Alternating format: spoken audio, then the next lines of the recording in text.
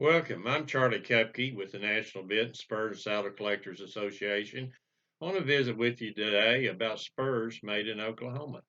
We see a lot of spurs from all over the country, and we hear about Texas style spurs, California style spurs, the Plains spurs, prison spurs, and there are a lot of styles.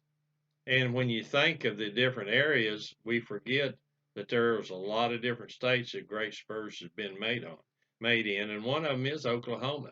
We have quite a heritage and history of spurs, starting back in over 100 years ago when Oscar Crockett was in Pawhuska, Oklahoma. Also, one of the most noted makers in time was J.R. McChesney, that had a long run at Pauls Valley, Oklahoma.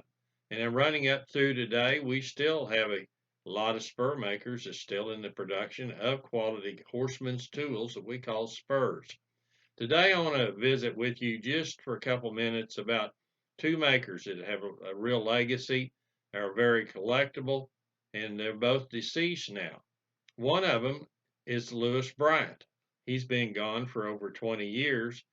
He made some really unique styles, some of them in the McChesney pattern, some in the Crockett patterns, some of his own. He mounted with sterling. But here's a pair of double mounted goose heads that he made, and he incorporated the copper in with the silver, had a unique style of engraving, pretty easily to identify his work, but it's always good, it's always clean, they're always marked Bryant. Another one that was a true artist with silver and steel is Henry Ellis, Medill, Oklahoma. This is a pair of horse heads that he made out of a wagon spoke that he split. There'll be some roughness, some pitting in it, but it's a wagon wheel spoke, and he made quite a few of his spurs out of that.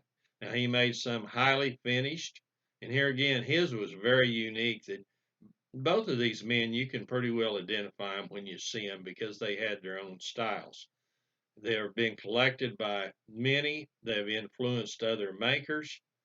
And I'm just thankful that we got so many people that's still making spurs here in the state of Oklahoma, because we have a lot of people that not only use them, but a lot of people collect them. So as you're in your travels and looking for reasons to collect or things to collect, there's a lot of different states, got a lot of different makers. So that might influence what you do. I'm going to collect spurs from this state, but I want to collect goosehead spurs. I want to collect Gallake spurs, horsehead spurs. They're all out there for you.